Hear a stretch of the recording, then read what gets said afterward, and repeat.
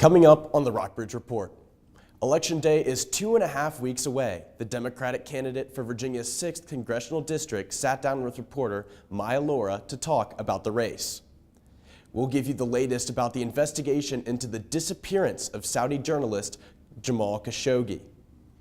And later, a producer of cakes, cookies, and other desserts is expanding in Southwest Virginia and plans to hire 75 new employees.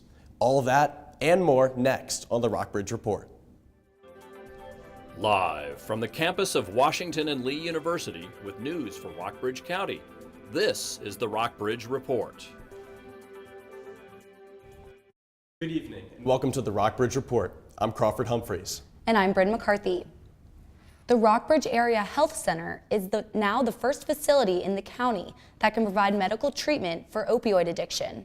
This is a major step forward for county access to opioid treatment. One person died last year in Rockbridge County as the result of an opioid overdose. The health center received a federal grant of more than $257,000 from the Department of Health and Human Services to fight the crisis. The center is also undergoing a $6.6 million expansion project. This will double the health center's size. A 16-year-old Rockbridge County High School student is dead after a car crash in Rockbridge County yesterday afternoon.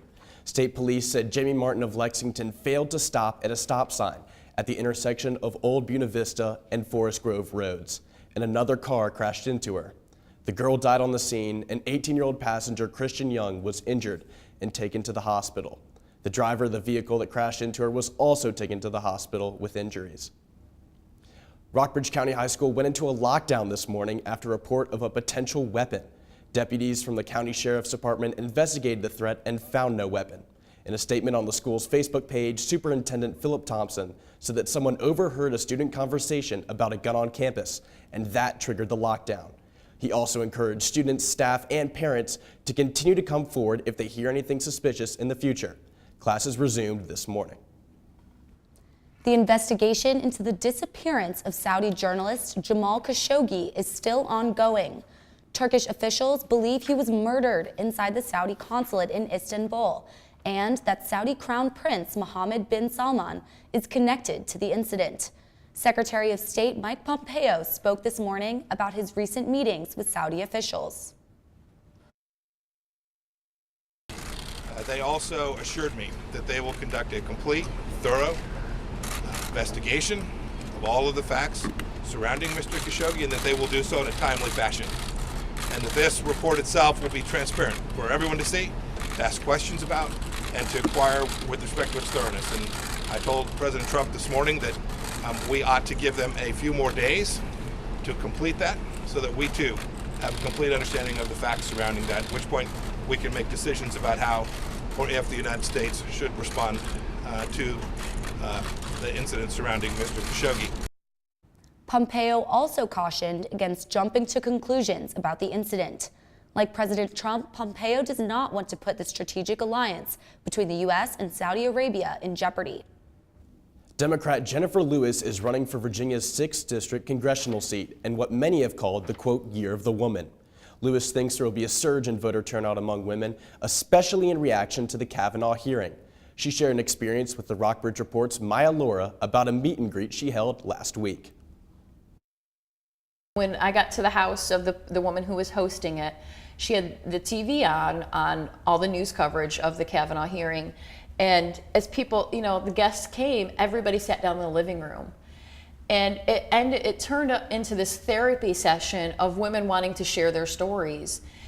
And it was so needed. Like, women just wanted to get this off their chest. And so many women spoke of their own assaults and their own rapes.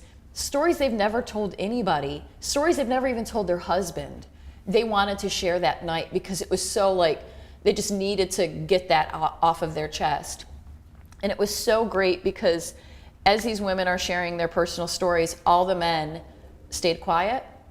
And then after all the women got to kind of share their story and we're sitting there, the men just stood up and they're like, we are so behind all of you women. We support you, we love you, we want equality too. And it turned into a really beautiful moment. So I think the silver lining for all of what's going on is that we're starting to have these conversations more out in the open. and we're making it more acceptable to say, hey, this happened to me.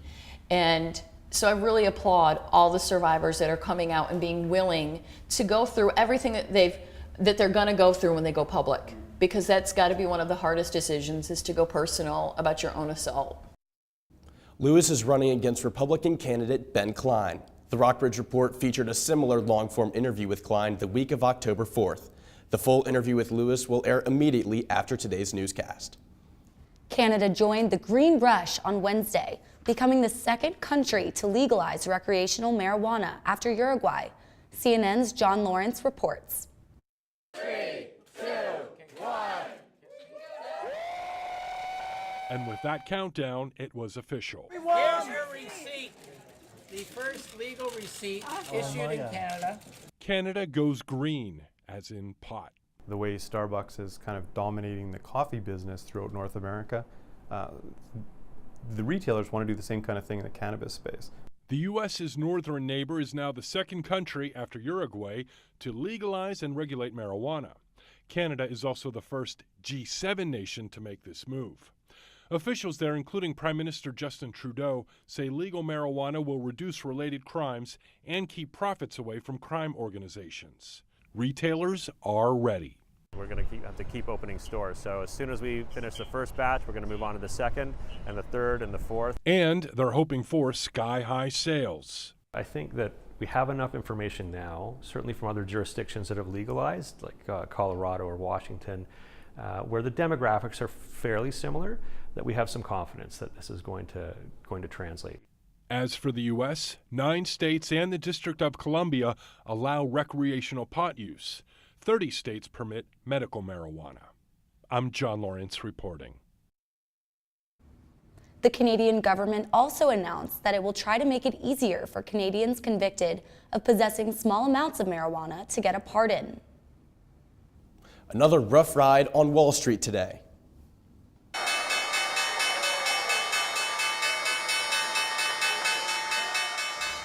This stock market has had its worst start to October since 2008. The market continued to struggle today, with the Dow dropping more than 327 points. Analysts are blaming this recent drop on the plunging Chinese stock market and the Federal Reserve's dedication to tight monetary policy. Other factors are concerns about U.S.-Saudi relations and underperforming FANG stocks, made up of Facebook, Amazon, Netflix, and Google. Coming up on the Rockbridge Report, a TV crew visited Lexington to salvage columns, windows, and more from a Main Street building. We'll show you what they plan to do with those items and what the owners want to do with the building. And this commercial dessert maker is expanding in Southwest Virginia with plans to add 75 new jobs. And stay tuned, because Tate Mickelson will have the full weather forecast up next.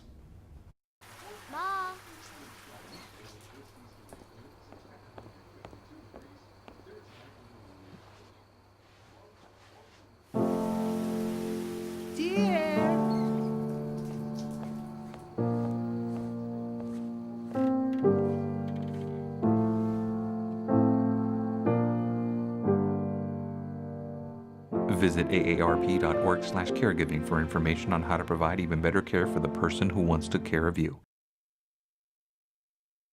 Your son wants to get a cat, but you're allergic. Do you A, prepare yourself,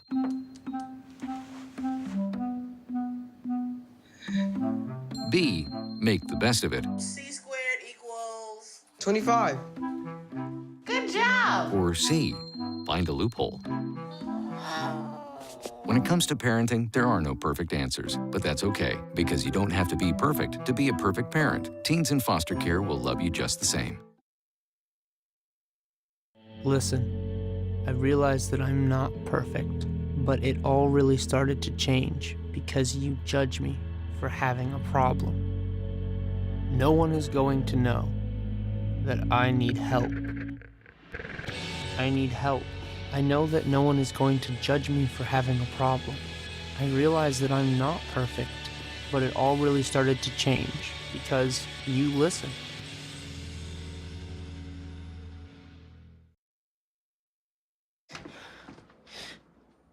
Your daughter just had her first breakup. Do you A, put yourself in her shoes, B, console her. Don't worry, sweetie. This is gonna happen a lot. Or C, find her a new boyfriend. Nice single boys. That was weird. As a parent, there are no perfect answers. But you don't have to be perfect to be a perfect parent. Thousands of teens in foster care will love you just the same. Empire Bakery Commissary announced a $10 million expansion plan for its facility in Franklin County, Virginia on Monday. The producer of ready-made cakes, cookies, and desserts said the expansion will create 75 new jobs. Governor Ralph Northam said Virginia beat out 4 other states to land the company's project. He also approved a $225,000 grant for the company. And Virginia's Tobacco Commission approved $140,000 in funding. State officials visited the expansion site in Rocky Mount on Monday to celebrate the deal. Governor Ralph Northam visited Lexington on Monday to celebrate its 7 new downtown businesses. Northam cut ribbons and toured all the new stores. He said that startups like these are the, quote, backbone of our economy. These new businesses are part of the Launch Lex program that divvied out $60,000 in funding amongst the 7 stores. The program is part of the Virginia Department of Housing and Community Development. The 7 new stores are Flex Fitness, Just Games, Red Newt Bicycle Shop, Lex Running Shop, Sugar Maple Trading Company, Make It So, and Heliotrope Brewery. Donald LeCompte is live downtown with an update on the new businesses. I'm standing outside Sugar Maple Trading Company, one of the new businesses on Main Street that was visited by Governor Northam. I just spoke with the owner, Cindy, and while they've been open since August, the governor's visit this week has led to an increase in business. This is especially the case after being featured on the front page of the Lexington Gazette. Brennan Crawford, back to you. Thanks, Donald. Downtown Lexington welcomed another special guest last week. The crew for the TV show Salvage Dogs came to Main Street to reclaim elements from the building next to the Georges. The Georges owns that space now and plans to remodel it and use it as a venue for private events. The building used to house Lexington Coffee Roasters and Cheese to You. Salvage Dogs took the moldings, trims, columns, doors, and windows that were added onto the building in the 60s and 70s. A member of the crew said that they could sell the piece for up to $3,000. So it's feeling like fall today, Tate. Is the weather supposed to stay like this? You're in luck, Bryn. Let's go check it out. Okay. Coming to you with a live shot from Main Street, Lexington, let's check out current conditions here in Lexington. There are sunny skies today with a high of 58 and a low of 34. There is 30.41 inches of mercury with a wind speed of 3 miles per hour. Humidity is not too bad either at 39%. As you can see, it's mostly sunny in the area with a little bit of cloud coverage south of Lexington. In the regional area, it should remain sunny all around. There's a high of 61 in Lynchburg and a low of 51 in Covington. This trend should continue throughout the week with our 5-day forecast. So as you can see, it's going to be sunny throughout the rest of the week, except for there should be slight showers on Saturday. Friday will have a high of 64 with a low of 50, Saturday with a high of 64 and a low of 39, Sunday with a high of 51 and a low of 32, Monday with a high of 58 and a low of 40, and Tuesday with a high of 64 and a low of 39. That's all for the weather. Back to you, Crawford and Brent. Thank you, Tate. Coming up next, Washington and Lee's football team is testing out a new quarterback system. And find out what new sports trend has landed in Rockbridge County after the break. There are 16 million children struggling with hunger in America. That's 1 in 5 daughters, sons, neighbors, and classmates who don't know where their next meal is coming from. Yet billions of pounds of good food go to waste every year. It's time we do something about it. Feeding America is a nationwide network of food banks that helps provide meals to millions of kids and families in need. Visit feedingamerica.org to help them feed even more. Together, we can solve hunger. Together, we're feeding America.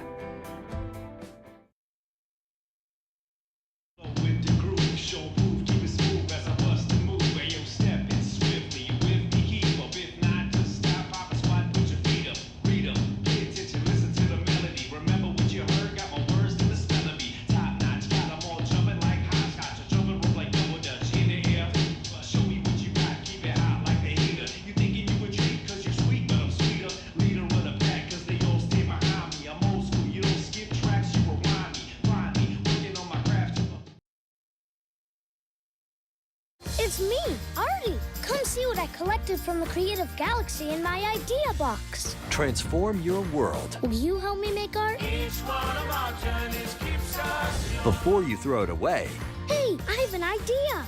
think outside the box. We'll never get older.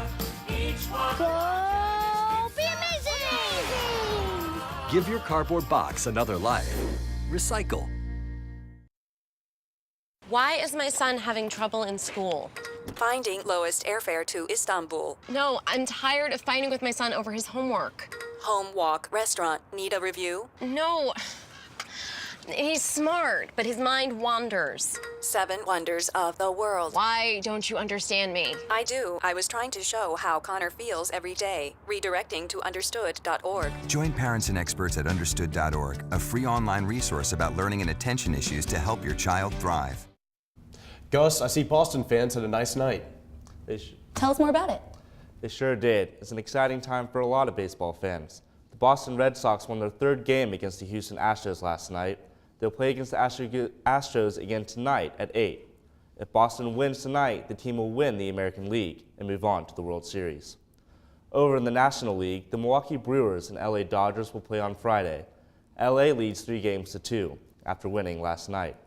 If Milwaukee strikes out tomorrow, the Dodgers will move on to the World Series for the National League. Locally, Southern Virginia University women's volleyball won against Frostburg State, who traveled all the way from Maryland. The Knights swept all 3 sets for a victorious senior night. The women's team will hit the road to finish out the season with a 4-game trip this weekend at York College of Pennsylvania and Hood College. Washington and Lee's women's volleyball team also had an explosive victory this week. The Generals won all 3 sets against Eastern Mennonite University on Tuesday. On Saturday, the Generals will host Hollins and Virginia Wesleyan.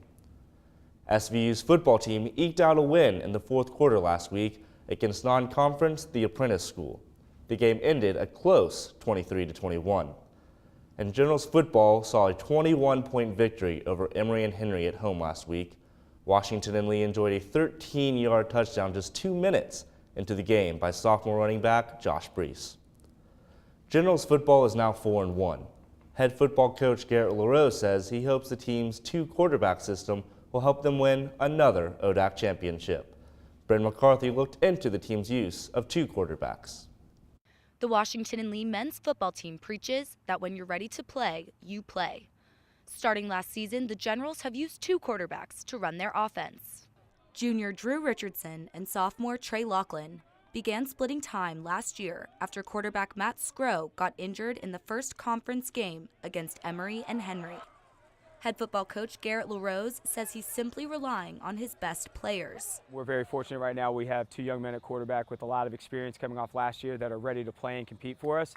So we're trying to utilize both of our talents. We often talk about it, especially at the quarterback position.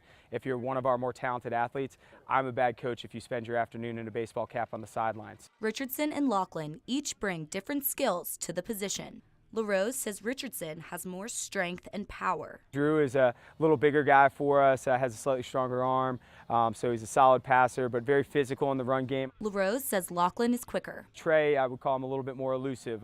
He's a guy that's tough in a 10-yard box, one-on-one, very difficult to bring down, so certainly when our game plan dictates it, we can take advantage of that. Richardson knows that Laughlin has speed.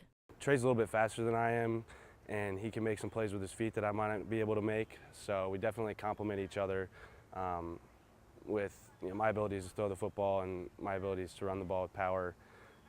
It's kind of a yin and yang. Laughlin says Richardson breaks through the defense. He uses speed to get around the outside. Having the speed and the quickness helped me in the triple option. Last weekend, Richardson saw more playing time. I played a majority of the snaps this weekend.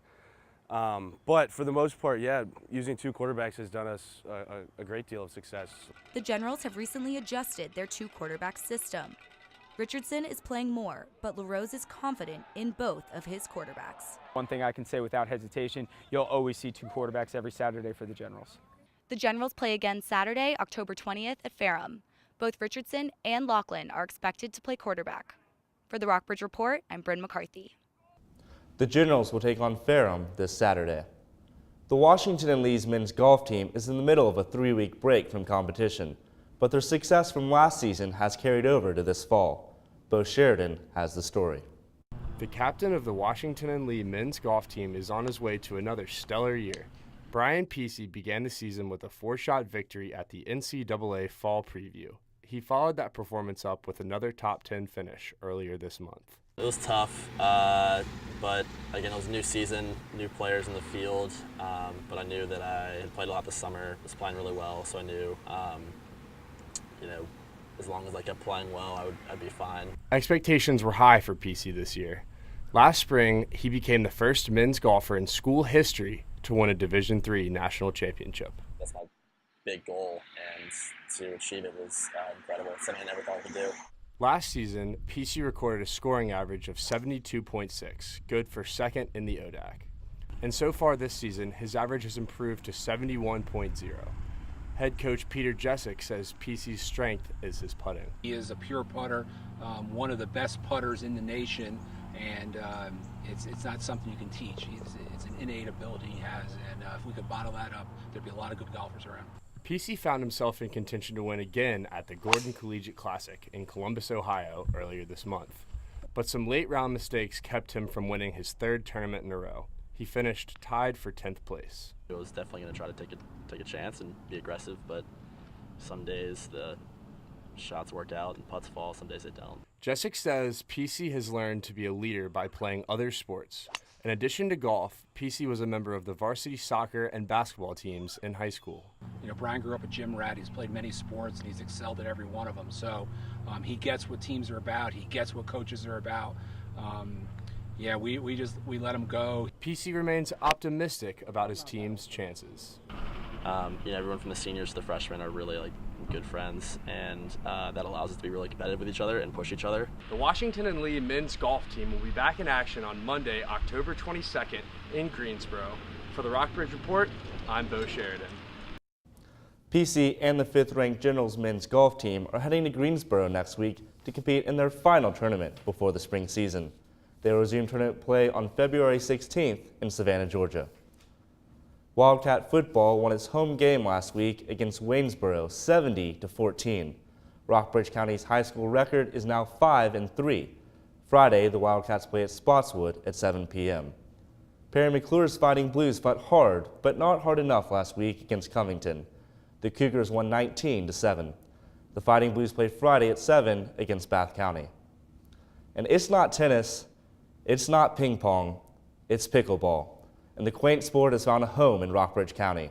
Colin Whitmore has the inside scoop on the new pickleball team. One of the nation's fastest growing sports has made its way to Natural Bridge. The Rockbridge Pickleball Club provides a fun way to exercise and stay connected to friends. Club treasurer Alice Carell says what she loves most about the club is the fitness and camaraderie. It's a good way to work up a sweat and get some exercise, and we're a good bunch of people here, and we've all gotten to know each other. Club member Sylvia Gurgis describes pickleball as a fast-moving racket sport that's easy to learn but difficult to master. Sort of like combination of tennis and ping pong, but on a court, a smaller court with a paddle and a wiffle ball. Members say the transition from tennis to pickleball isn't difficult. I had played a lot of tennis, and the paddle is shorter, so it was just learning a new motor sport at an advanced age. Alan Bassett moved to Lexington from Colorado and started the club in 2013. He has since moved away. There are 3 of us still playing here who met him, and we learned how to play pickleball. The club has attracted more members, and they're all playing at a higher level. Our skill level has definitely improved. We have 2 men in our group who won the men's 75 and over pickleball tournament at Virginia Commonwealth Games. They won first prize for the state.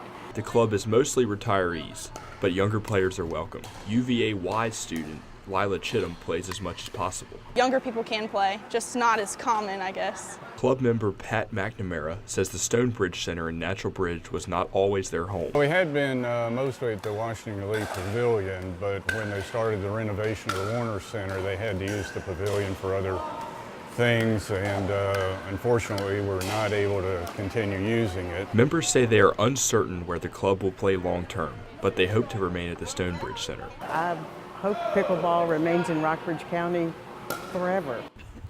The Pickleball Club plays Tuesday, Thursday, and Saturday mornings.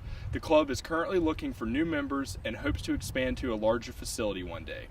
For the Rockbridge Report, I'm Colin Whitmore. The USA Pickleball Association website says there are differing accounts as to why pickleball is called pickleball, especially since there are no pickles used during the game. The website says one story is the game is named after the founder's dog, Pickles. Back to you, Brendan Crawford. Thanks, Gus. That's all for now, but tune in next Tuesday at 3:30 for our live news update. And visit rockbridgereport.wlu.edu to get all the latest stories. And stick around because Maya Laura's interview with congressional candidate Jennifer Lewis is right after the show.